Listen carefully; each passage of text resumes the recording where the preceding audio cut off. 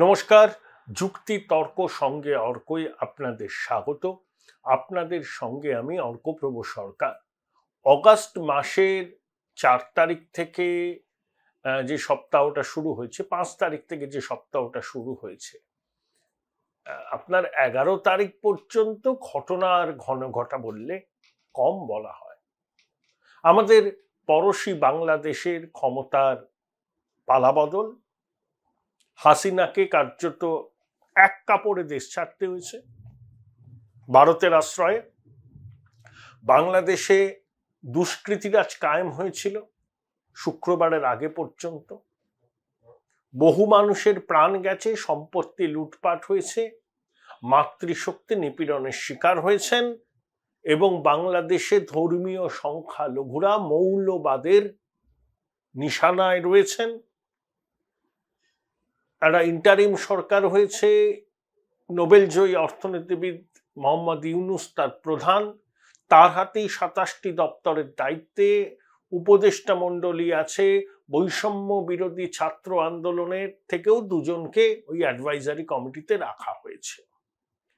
ইতিমধ্যে বিএনপি বলেছে তদারকি সরকারের উচিত যত তাড়াতাড়ি সম্ভব নির্বাচন করা।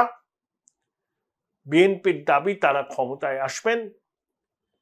জামাত নির্বাচন চায়, আর জামাতের যা ধ্যান ধারণা, সেই ধ্যান ধারণার সঙ্গে মোহাম্মদ ইউনূস কিন্তু খাপ খান না। মোহাম্মদ ইউনূস অনেকটাই পশ্চিমী আচার ব্যবহারে অভ্যস্ত। সেখানে র্যাডিক্যাল জামাতের সঙ্গে মোহাম্মদ ইউনূসের খুব একটা বনিবনা সম্ভব নয়, কিন্তু বিএনপি এবং জামাতকে গুড হিউমারে রাখতেই হবে এই মুহূর্তে বাংলাদেশে। বিএনপির বিভিন্ন নেতারা হুঙ্কার ছুটছেন ভারতকে লক্ষ্য করে যে শেখ হাসিনাকে আশ্রয় দেওয়ার জন্য ভারতকে পস্তাতে হবে। একটা জিনিস কান খুলে শুনে নিন, বিএনপি জামাতের লোকজন যদি আমাদের এই অনুষ্ঠান দেখেন, সীমান্তের ওপারে ভারতকে ধমকিয়ে চমকিয়ে কিছু হবে না। এটা কিন্তু অন্য ভারত। আপনারা যত ধমকাবেন আমরা চুপ করে সহ্য করব একটা সময় পর্যন্ত, কারণ we cannot change our neighbours. কিন্তু বামন হয়ে চাঁদে হাত দেওয়ার চেষ্টা করবেন না, তাহলে কিন্তু ফল ভুগতে হবে। আমাদের 140 কোটি দেশ, আপনাদের দেশের যে জনসংখ্যা, উত্তরপ্রদেশের জনসংখ্যা তার থেকে বেশি, এবং ভারত ছাড়া বাংলাদেশ বলে কিছু অস্তিত্বই থাকতো না। ন্যূনতম কৃতজ্ঞতা বোধটুকু থাকা দরকার বাংলাদেশের মাটিতে যারা এখন ভারতকে হুমকি দেওয়া স্পর্ধা দেখাচ্ছেন। আমরা চিরকালই শান্তি সম্প্রীতির পক্ষে। প্রতিবেশী দেশে যে সরকারই আসুক না কেন, সেই সরকারের সঙ্গে আমরা আমাদের কূটনৈতিক সম্পর্ক রাখবো। বাংলাদেশের বিকাশ, গণতন্ত্র, সাধারণ মানুষের সঙ্গে ভারতবাসীর যোগাযোগ, এগুলো যাতে আরো বাড়ে তার জন্য ভারত সরকার সর্বদা সচেষ্ট হবে। কিন্তু আমাদের কেউ যদি হুমকি দেয় পস্তাতে হবে, তাহলে একটু জেনে রাখুন আমাদেরও সহ্যের সীমা আছে। বাংলাদেশে স্বাধীনতার সময় 71 সালে 23% হিন্দু ছিল। সেই হিন্দু পপুলেশন কমতে কমতে এখন 27% এসে দাঁড়িয়েছে। একটা ভিডিও দেখছিলাম যে বাংলাদেশে হিন্দুরা প্রতিবাদ করছেন। তারা দয়া দাক্ষিণ্য চান না, তারা অধিকার চান। জামাতের শীর্ষ নেতা ঢাকার ঢাকেশ্বরী মন্দিরে গিয়ে সেখানকার লোকজনের সঙ্গে কথা বলেছেন দুর্গাপুজো অর্গানাইজ করতে কোনো অসুবিধা হবে না। বিএনপিও বারবার আশ্বাস দিচ্ছেন, ইউনূসও বলছেন যে ধর্মীয় সংখ্যালঘুদের নিরাপত্তা সুরক্ষিত রাখা, আইন শৃঙ্খলা ফেরানো প্রধান কাজ। কিন্তু বাংলাদেশের মাটি থেকে মৌলবাদীদের হুঙ্কার কিন্তু এখনো বন্ধ হচ্ছে না। তারা ধর্মীয় সংখ্যালঘুদের অত্যাচার করছেন, মাতৃশক্তির সম্ভ্রমহানি করছেন, সম্পত্তি লুট করছেন। ভারত বাংলাদেশের বিভিন্ন সীমানায় বাংলাদেশের হিন্দুরা ভারতে আসার কথা বলছেন। জয় শ্রীরাম স্লোগান উঠছে বাংলাদেশের মাটি থেকে, হিন্দুদের মধ্যে থেকে। প্রধানমন্ত্রী মোহাম্মদ ইউনূসকে অভিনন্দন জানিয়েছেন, কিন্তু একই সঙ্গে সতর্ক করে দিয়েছেন যে সেখানকার ধর্মীয় সংখ্যালঘুরা যেন নিপীড়নের মুখে না পড়ে। স্বরাষ্ট্র মন্ত্রক 15 সদস্যের উচ্চ পর্যায়ের কমিটি গঠন করেছেন, যারা বাংলাদেশে তাদের কাউন্টার পার্টদের সঙ্গে প্রতিনিয়ত কথা বলবেন, বিশেষ করে সংখ্যালঘুদের, ধর্মীয় সংখ্যালঘুদের নিরাপত্তা সুনিশ্চিত করার জন্য যা পদক্ষেপ নেওয়া সেটা কিন্তু নিবে, সেটা নিতে হবে বাংলাদেশ সরকারকে। ভারত সরকার চাপ সৃষ্টি করবে।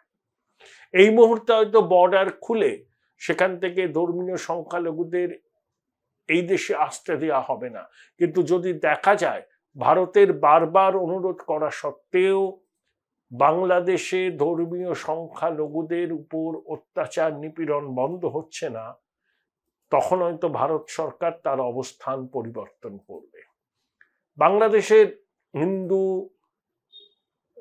খ্রিস্টান, শিখ, বৌদ্ধ ঐক্য পরিষদের যিনি নেতা আছেন, সজল বাবুই তার নাম, সম্ভবত সজল দাশগুপ্ত, উনি চট্টগ্রামের মানুষ, বাংলাদেশের সুপ্রিম কোর্টের আইনজীবী। তিনি বলেছেন যে আমরা বাংলাদেশের মানুষ, এখানেই আমরা জন্মেছি, এখানেই মরব। কেউ ভারতে আশ্রয় চাইতেই পারে, ভারত আশ্রয় দিতেই পারে শরণার্থী হিসাবে বা নাগরিক হিসাবে, কিন্তু বাংলাদেশ থেকে যদি হিন্দুরা একেবারেই চলে যায় তাহলে বাংলাদেশ আফগানিস্তানে রূপান্তরিত হবে। তাই বাংলাদেশে যে 1 কোটির কাছাকাছি হিন্দু আছেন, তাদের জীবন সম্পত্তি রক্ষা করার দায়িত্ব বাংলাদেশ সরকারের, এবং তারা যাতে নির্ভয়ে স্বাধীনভাবে নিজেদের ধর্মাচরণ করতে পারেন সেটা দেখার দায়িত্ব বাংলাদেশ সরকারের। ভারত সরকার নিরন্তর চাপ সৃষ্টি করবে। হ্যাঁ, শেখ হাসিনার ন্যারেটিভকে সম্পূর্ণভাবে বিশ্বাস করে হয়তো ভারত সরকারের ভুল হয়েছে। তাদের উচিত ছিল বিভিন্ন স্টেক হোল্ডারদের সঙ্গে ব্যাক চ্যানেলে কথা বলা। হাসিনা যে ন্যারেটিভ দিয়েছেন বাংলাদেশ সম্পর্কে, সেই ন্যারেটিভকে আমরা অক্ষরে অক্ষরে মেনেছি। বিএনপির বক্তব্য, বিএনপি বাংলা এই ভারত বিরোধী এই ন্যারেটিভটা হাসিনা নিজের স্বার্থে তৈরি করেছেন, কিন্তু হাসিনা ভারত বন্ধু ছিলেন, একথা অস্বীকার করে লাভ নেই। হাসিনার সময়ে বাংলাদেশের মাটি থেকে ভারত বিরোধী জঙ্গি কার্যকলাপ অনেক কম হয়েছে, জঙ্গি ঘাঁটি ভেঙে দিয়েছিলেন। এই যে বাংলাদেশের বিভিন্ন কারাগার থেকে কয়েদিরা পালিয়ে গেছে, তার মধ্যে মানে বড় মাপের সন্ত্রাসবাদীরা আছে, তারা ভারতে ঢুকে পড়তে পারে নাশকতা চালাবার জন্য। কেন্দ্রীয় সরকারের কাছে সেই রিপোর্টও আছে, তাই বিএসএফ কে সতর্ক করা হয়েছে। কারণ এই সন্ত্রাসবাদীরা উপমহাদেশের শান্তি, সম্প্রীতি, স্থায়িত্বের পক্ষে বিপজ্জনক। এরা ভারতে ঢুকে সন্ত্রাসবাদী হামলার চেষ্টা করবে। দেখুন, এবার উৎসবের মরশুম শুরু হবে, নবরাত্রি থেকে শুরু করে একদম বড়দিন, নতুন বছর পর্যন্ত টানা উৎসবের মরশুম সারা দেশ জুড়ে আমরা পালিত করব। সব ধর্মের মানুষ উৎসবের আনন্দে মেতে উঠবেন। বিচ্ছিন্নতাবাদী শক্তি, সন্ত্রাসবাদীরা এই ধরনের উৎসবের মুহূর্তগুলোকে কাজে লাগায় মানুষের মনে আতঙ্ক ছড়িয়ে দিতে। আর বাংলাদেশের টালমাটাল চলছে, কখন সেখানে গণতন্ত্র পুনরুদ্ধার হবে, কখন মৌলবাদীদের দাঁত নখ ভেঙে যাবে, অনেক সময় ভাঙবে কিনা আদৌ সন্দেহ আছে। কারণ জামাত চায় শরিয়া চালু করতে, এবং তারা বাংলাদেশের ধারণার সঙ্গেই সহমত পোষণ করে না। তারা চেয়েছিল যে বাংলাদেশ তৈরি না হোক, পাকিস্তানের সঙ্গেই থাকুক। তাই তারা তো এবার ক্ষমতার অংশীদার হবেই, তাদের তো প্রভাব বাড়বে। তারা সব আন্ডারগ্রাউন্ড থেকে বেরিয়ে ঢাকায় দপ্তর খুলে মাতব্বরি শুরু করেছে। তাহলে বাংলাদেশের ডেমোক্রেসি কতটা রেস্টোর হবে, কতটা ফ্রি অ্যান্ড ফেয়ার ইলেকশন হবে, এসব নিয়ে বিস্তর প্রশ্ন আছে।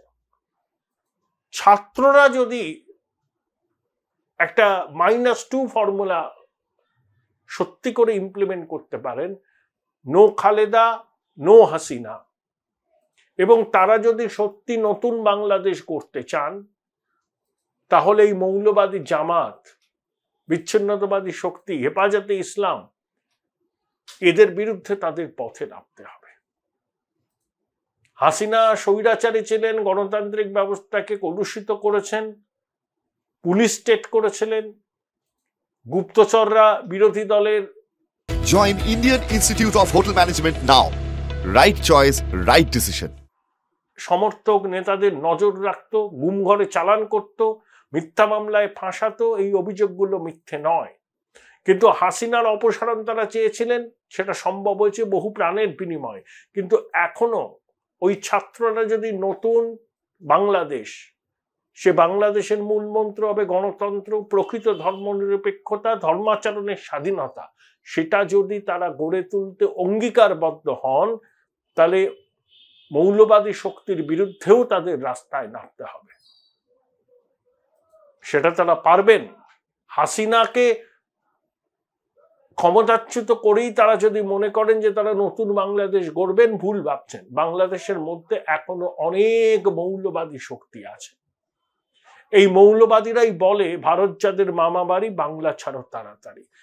এরাই বলে আমরা হলাম তালিবান, বাংলা হবে আফগানিস্তান।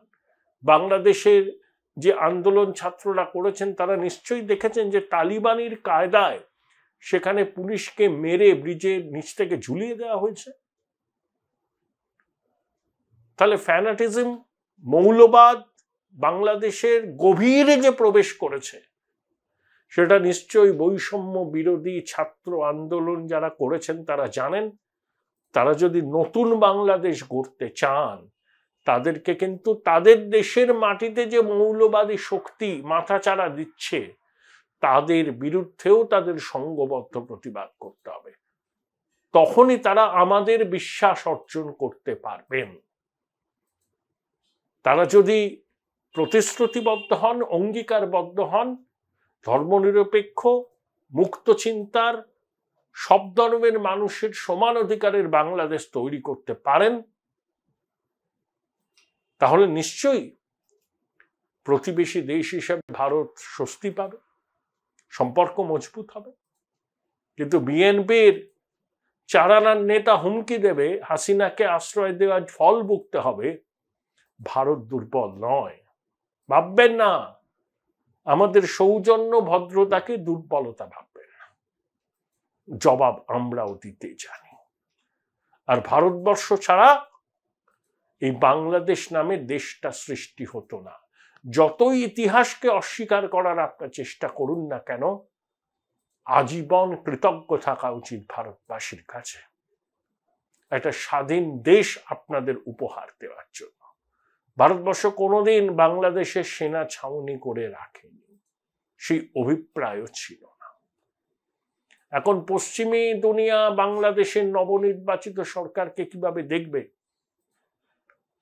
আমেরিকা বাংলাদেশের নবনির্বাচিত সরকারে তাদের সম্পর্কে তাদের অবস্থান কি হবে? চায়নার প্রভাব কম করতে আমেরিকা সবসময় উদ্যোগী, তাই ভারতের সহযোগিতা তাদের দরকার। তাহলে আমেরিকা, ভারত, বাংলাদেশ সম্পর্কটা কি হবে? সেখানে ভারত বাংলাদেশের সম্পর্ক নতুন করে শুরু করতে গেলে আমেরিকা কি ভূমিকা নেবে? অনেক প্রশ্ন আছে। উপমহাদেশ এখন খুব অশান্ত। সবে মাত্র একটা বিপ্লব শেষে বাংলাদেশে একটা ইন্টারিম গভর্নমেন্ট এসছে, এখনো ল অ্যান্ড অর্ডার রেস্টোর হয়নি, থানাগুলো ফাংশনাল হয়নি, দুর্বৃত্তরা ঘুরে বেড়াচ্ছে, লুটপাট চলছে, ধর্মীয় সংখ্যালঘুদের আক্রমণ করা হচ্ছে। রাতারাতি পরিস্থিতির কি বদল হবে? আপনারা কি মনে করেন? জানাবেন কমেন্ট বক্সে। পশ্চিমবঙ্গের রাজনীতিতেও একটা বড় মহিরু পতন হলো। বুদ্ধদেব ভট্টাচার্য চলে গেলেন 80 বছর বয়সে। তাকে নিয়ে বিস্তর মূল্যায়ন হয়েছে, ভবিষ্যতেও হবে। কিন্তু আমি একটা কথা বলবো, আমি বুদ্ধবাবুকে নিয়ে বেশ কিছু প্রতিবেদন করেছি। নতুন করে আমি তার সম্পর্কে আর মূল্যায়ন করে এই প্রতিবেদন দীর্ঘ করতে চাই না। আমি শুধু একটা কথাই বলবো, বুদ্ধবাবু স্বপ্ন দেখেছিলেন, কিন্তু স্বপ্নকে বাস্তবে পরিণত করতে হলে যে দূরদর্শিতার প্রয়োজন, সেই দূরদর্শিতা তার ছিল না। তার স্বপ্ন দেখা সত্যি ছিল, চেষ্টা করেছিলেন স্বপ্নকে বাস্তবায়িত করতে, কিন্তু ওই যে বললাম, বাস্তবায়িত করার জন্য যে দূরদর্শিতার প্রয়োজন হয়, সেই দূরদর্শিতার তার অভাব ছিল। তিনি স্বপ্নদ্রষ্টা হতে পারেন, তিনি ব্যর্থ প্রশাসক। বাংলার শিল্পায়নে নবজোয়ার আনবার জন্য তিনি সত্যি আন্তরিক ছিলেন, এবং 2002-03 থেকে শুরু করে 10 পর্যন্ত বাংলা সম্পর্কে ক্যাপ্টেন অফ ইন্ডাস্ট্রির একটা পজিটিভ ধারণা ছিল, না এখানেও কিছু হতে পারে। দেখুন, মহামতি অর্থশাস্ত্রবিদ জন বেনেট কেইনস দুটো খুব দামি কথা বলেছিলেন। বিজনেসম্যানদের অ্যানিম্যাল ইনস্টিংক্ট আছে, কোথায় পুঁজি বিনিয়োগ করব, আর বিনিয়োগটা হয় আস্থার সম্পর্কের উপর। বামফ্রন্টের শাসককুলের সঙ্গে দীর্ঘদিন শিল্প মহলের আস্থার সম্পর্কে ঘাটতি ছিল। তার পিছনে দায়ী বামেরা। চলছে না, চলবে না, টাটা বিড়লার কালো হাত ভেঙে দাও, গুড়িয়ে দাও, কম্পিউটারে আসার বিরোধিতা করা, সবই তারা করেছেন। যুক্তফ্রন্ট আমলে এসইউসির মন্ত্রী ছিলেন সুবোধ মারুজ্জে, শ্রমমন্ত্রী ছিলেন, তার নামই হয়ে গেছিল ঘেরাও মন্ত্রী। শিল্প বিমুখ মানসিকতা বামফ্রন্ট সরকার চালিয়ে দিয়েছিল। ওয়েলথ ক্রিয়েটার মানেই হচ্ছে শত্রু, বেনামি পয়সার মালিক, এই ধারণা সর্বত্র চালিয়ে গিয়েছিল। বুদ্ধবাবু সেই ধারণাটাকে ভাঙতে চেয়েছিলেন এবং সফলও হয়েছিলেন, কিন্তু তার শিল্পায়নের স্বপ্ন মুখ থুবড়ে পড়ে তার প্রশাসনিক ব্যর্থতার জন্য, এবং একথা অনস্বীকার্য। বিরোধীরা তো রাজনীতি করেছেন, আজকে মনে হয় সেই রাজনীতি বাংলার স্বার্থ বিরোধী ছিল, শুধু ক্ষমতা দখলের রাজনীতি। কিন্তু বাম শরিক এবং সিপিএম এর অনেকের ভূমিকাও কিন্তু সেই সময় সঠিক ছিল না। পদে পদে তারা বুদ্ধবাবুকে বাধা দিয়েছিলেন। বুদ্ধবাবু অনেক চেষ্টা করেছিলেন, পারেননি। শরিকি বাধা, দলের বাধা, সিটুর বাধা, কৃষক সভার বাধা, পর্বত প্রমাণ বাধা পেরিয়ে তাকে এগোবার চেষ্টা করতে হয়েছিল। অনিল রায় বেঁচে থাকলে পরে হয়তো দলের বিষয়ে বাধাটা অনেক কম হতো, কিন্তু অনিল রায় ছিলেন না, সেটা বুদ্ধবাবুর কাছে ব্যক্তিগত লস। তাই বুদ্ধবাবুকে বাঙালি মনে রাখবে একজন স্বপ্নদ্রষ্টা, সংস্কৃতি মনস্ক মানুষ হিসাবে, এবং একই সঙ্গে ব্যর্থ প্রশাসক হিসেবে। Here lies a man who meant well, tried a lot, but failed. Here lies his epitaph, but he did not be ashamed. বুদ্ধবাবুর সম্পর্কে এটাই আমার মূল্যায়ন। তবে সব থেকে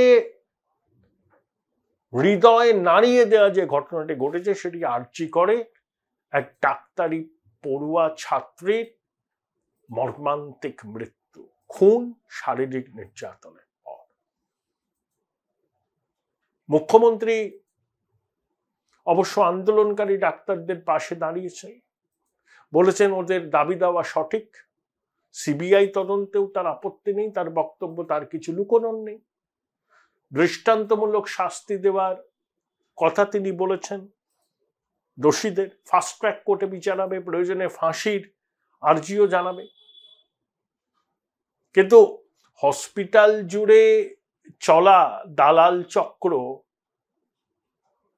এই খবর যদি হসপিটাল কর্তৃপক্ষ, স্বাস্থ্য সচিব, স্বাস্থ্য ভবন, স্বাস্থ্যমন্ত্রী না জানেন, এর থেকে বড় দুর্ভাগ্যের বিষয় কিছু হয় না। আরজি করে ঘটনার পর মৃতা ছাত্রীর মা বলেছেন, ফোন করে তাকে বলা হয়েছিল আপনার মেয়ে আত্মহত্যা করেছে, বলে দিলেন আত্মহত্যা করেছে। তাহলে কি প্রথমেই উদ্দেশ্য ছিল ধামাচাপা দেওয়ার, তারপরে বিষয়টা জানাজানি হওয়ায়, সংবাদপত্রের নজর পড়ায় আর শাক দিয়ে মাছ ডাকতে পারেননি। ওই মৃতা ছাত্রীর দেহে আঘাতের চিহ্ন ছিল, পোশাক অবিন্যস্ত ছিল, তারপরেও মৃতার মাকে ফোন করে কেউ বলতে পারে যে আপনার মেয়ে আত্মহত্যা করেছে? আগে থেকেই বুঝে গেলেন আত্মহত্যা করেছে? যে হাসি খুশি মেয়েটি এত 32 ঘন্টা নাকি ডিউটি করেছে, বাড়ির সাথে কথা হয়েছে, অনলাইনে অর্ডার করে খাবার নিয়ে খেয়েছে, দুজন তার সঙ্গে ডিউটিতে ছিল প্রথম বর্ষে, তাদের সাথে কথা বলেছে, তারপরে রেস্ট নিতে চলে গেছে সেমিনার হলে। তারপরে তো ঘটনা বলে দিলেন মেয়েটির মাকে ফোন করে আপনার মেয়ে আত্মহত্যা করেছে। ধামাচাপা দেওয়ার চেষ্টা ছিল, পারেননি। এখন মুখ্যমন্ত্রী বিরোধীরা যাতে এই বিষয়টা নিয়ে খুব সরব না হন, তারা যাতে রাজনীতি না করতে পারেন, সেই জন্য নমনীয় ভূমিকা নিয়েছেন, অবস্থান বদল করেছেন, সুর নরম করেছেন, সব দাবি মেনে নিচ্ছেন। আসলে বোধহয় বাংলাদেশে ছাত্র আন্দোলনের তীব্রতা অনেকের মনেই ভয় ধরিয়ে দিয়েছে। আর এটা ছাত্রদের বিষয়। কোনো কোনো চিকিৎসক সংগঠন নির্ভয়া ঘটনার থেকেও এই ঘটনাকে মারাত্মক বলেছেন। ভাবা যায় বলুন তো, খাস কলকাতার বুকে সরকারি হসপিটালে একজন চিকিৎসক, তিনি শারীরিক নির্যাতনের শিকার হলেন, খুন হলেন। মুখ্যমন্ত্রী সমবেদনা জানিয়েছেন, বিচারের প্রতিশ্রুতি দিয়েছেন, কিন্তু মা বাবার কোল তো খালি হলো। এই ক্ষতিকে পূরণ করবে। কথা বলেছিলাম বিশিষ্ট কার্ডিওথোরাসিক সার্জন ডক্টর কুণাল সরকারের সঙ্গে। চিকরের ঘটনা সম্পর্কে আপনি নিশ্চয়ই জানেন। দেখো, আমি খুব অনেস্টলি স্পিকিং আমি খুব একটা ডিটেলে জানি না। আমি এইটুকু শুনেছি যে একজন সেকেন্ড ইয়ার পিজিটি মহিলা ডাক্তার, তাকে কি কোন এক সেমিনার রুম থেকে পাওয়া গেছে সকালবেলা উইথ দ্য মানে কি সেক্সুয়াল অ্যাসল্ট, মার্ডার, এইসব কথা হচ্ছে। এটা কি দাঁড়ালো ব্যাপারটা? 11 সদস্যের টিম গঠন করা হয়েছে, পুলিশ কুকুর গেছে, ডাক্তাররা কর্মবিরতি পালন করছেন, অনেক জায়গায় আইএমএ উদ্বেগ প্রকাশ করেছে, বিরোধী দল ঘোলা জলে মাছ ধরছে। একজন ডাক্তার হিসাবে, একজন সহনাগরিক হিসাবে আপনার এই দীর্ঘ চিকিৎসক জীবনে, ছাত্র জীবনে কখনো এরকম ঘটনা শুনেছেন যে মাতৃশক্তির সম্মান ভুলুণ্ঠিত হচ্ছে সরকারি মেডিকেল কলেজে এবং হসপিটালে? কখনো শুনেছেন? অনেস্টলি স্পিকিং এটা কি ধরনের ঘটনা, মানে এই ব্যাপারটা আমরা না জেনে, আমার মনে হয় আমাদের দুটো একটা দিন সময় দিতে হবে ব্যাপারটা জানতে, যে what is the facts of the matter. এখন ধরুন, এটা যদি যেটা আমরা সবাই মনে করছি, যেটা হবার সম্ভাবনাটাই বেশি, যে একজন অন ডিউটি ডাক্তার ছিলেন এবং এটা বলছে সেমিনার হল। তো অন ডিউটি ডাক্তাররা রাত্রিরে কি সেমিনার হলে ডাক্তাররা কেন থাকবে? মেইনলি যারা অন ডিউটি ডাক্তার তাদেরও তো একটা ভদ্রস্থ এবং মোটামুটি একটা নিরাপদ থাকার জায়গা চাই। তো এর মধ্যে কতগুলো ব্যাপার আছে। প্রথমে আমি বলে নিই যে আমি জিনিসটা একেবারে খুঁটিনাটি ডিটেল আমি জানি না। আর আমার যেটুকু মানে হাসপাতালে অনকল কাজ করার অভিজ্ঞতা বহু বছর আগে, তাও বেশিরভাগই সবই মেডিকেল কলেজ। তো আমরাও যখন ধরো মেডিকেল কলেজে হাউস স্টাফ হিসেবে থেকেছি, অনকল করেছি, যে কেউ বারান্দায় শুচ্ছে, কেউ পেশেন্টের ওয়ার্ডের পাশে একটু ঘুমিয়ে নিচ্ছে, সেগুলো একদম অগোছালো, কোন রকম স্ট্যান্ডার্ড। এবং সেটা যদি একজন মেয়েকে করতে হতো, মহিলাকে করতে হতো, যে সে বেচারা রাত্রিবেলা ডিউটির পর কোথাও একটু বিশ্রামের জায়গা খুঁজছে, এবং তার যদি কোনো মানে কোনো স্ট্যান্ডার্ড জায়গা না থাকতো এবং তাকে সেই রকম ভাবে একটা একটা একটা কাম চালাও অ্যারেঞ্জমেন্ট সেমিনার হলে শুয়ে করতে হচ্ছে, সেটা কিন্তু একটা খুব negligent attitude on the part of the college. CBI enquiry হলে কি দুধ কা দুধ পানি কা পানি সামনে আসবে? দেখো, আমার মনে হয় যে এই ব্যাপারে যদি আমরাও তো কেউ জিনিসটা সিবিআই, আমি অন্তত, যদিও অনেক রকম ঝুট ঝামেলা আমরা ফেস করেছি এবং ভবিষ্যতেও করব, আমি অন্তত রাজ্যের একজন সাধারণ মানুষ এবং রাজ্যের একজন সাধারণ ডাক্তার হিসেবে এইটুকুই চাইবো যে অন্তত এই ঘটনাটার একটা খোলামেলা সৎ ট্রান্সপারেন্ট ইনভেস্টিগেশন করার ক্ষমতা যেন আমাদের রাজ্যের মেডিকেল এস্টাবলিশমেন্ট এবং ল অ্যান্ড অর্ডারের থাকে। ঠিক। এবং কেউ যদি এই ব্যাপারগুলোর মধ্যেও, যে ধরো আজকে যদি মেডিকেল এস্টাবলিশমেন্টের একটা ঘাটতি থাকে, যে সে তার অনকল ডাক্তারদের একটা নিরাপদ একটা সভ্য নিরাপদ জায়গা রাত্রির বেলা ডিউটি করার সময় এই ডাক্তাররা থাকবে, শোবে, রেস্ট নেবে, সে দিতে পারেনি, সেটা ডেফিনেটলি তার গাফিলতি, এবং যার গাফিলতি এর থেকে বড় মূল্য আর কেই বা চোকাতে পারে এই গাফিলতিতে। আমরা রাস্তাঘাটে হয়তো ছেলেরা শুয়ে টুয়ে পড়ে দিন কাটিয়েছি, কিন্তু তাহলে 2024-এও কি এক জিনিস হবে? সেটা তো হওয়া উচিত না। না। তো আমাদের কলেজের বেসিক মেডিকেল কলেজগুলোর বেসিক ইনফ্রাস্ট্রাকচারে যদি ব্যবস্থাপনায় ঘাটতি থাকে, তার দায়িত্ব, তার জবাবদিহি, তার অ্যাকাউন্টেবিলিটি কলেজ কর্তৃপক্ষকে নিতে হবে। আর তার সঙ্গে সঙ্গে কে এই মেয়েটির ওপরে এরকম আক্রমণ, যৌন নির্যাতন এগুলো করলো, তো সেটার যদি বিন্দুমাত্র কোনো আমাদের সন্দেহভাজন এক বা একাধিক লোকজন থাকে, they must be brought to task. আর এই জিনিসটাকে ইনভেস্টিগেট করতে গিয়ে both at the college level and at the criminal লেভেলের দুটো অ্যাসপেক্ট আছে। যে কলেজ লেভেলে আমাদের কি ব্যবস্থাপনা আছে, কেউ তো একটা 5 স্টার হোটেলে থাকতে দিতে চাইছে না। সবাই বলছে যে ডাক্তাররা অনকল করবে, ডাক্তাররা থাকবে, তাদের মোটামুটি একটা নিরাপদ ব্যবস্থা আছে কিনা। আর যদি সেই অব্যবস্থার সুযোগ নিয়ে এক বা একাধিক লোক এই উপর আক্রমণ করে থাকে, তাহলে একটা মেডিকেল কলেজের পরিবেশের মধ্যে এই যে তারা সাসপেক্টেড বা সন্দেহভাজন কে কে থাকতে পারে, কে বা কারা থাকতে পারে, সেটা কেউ জানে না, সেটা হওয়াটা অত্যন্ত আনলাইকলি। ঠিক, অত্যন্ত আনলাইকলি। ঠিক। হ্যাঁ, আমরাও মানে 8-10 বছর সরকারি মেডিকেল কলেজের পরিবেশে কাটিয়েছি। হ্যাঁ, এবং ওখানে সবাই জানে, লেট আস বি ফ্র্যাঙ্ক, যে সবাই চেনে যে কে ডাক্তার, কে অডাক্তার, কে কোন ওয়ার্ডের, কে জিডিএ, কে সাপোর্টিং স্টাফ, সবাই জানে। তো যদি সন্দেহভাজন কেউ থাকে, তাদের একদম উইদাউট এনি কম্প্রোমাইজ সামনে আনা হোক।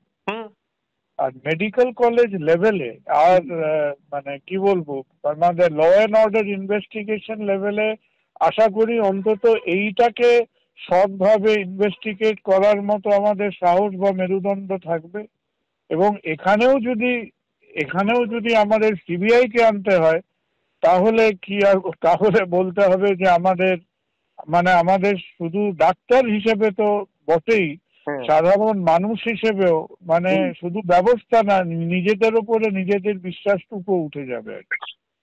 Thank you doctor Sarkar, thank you.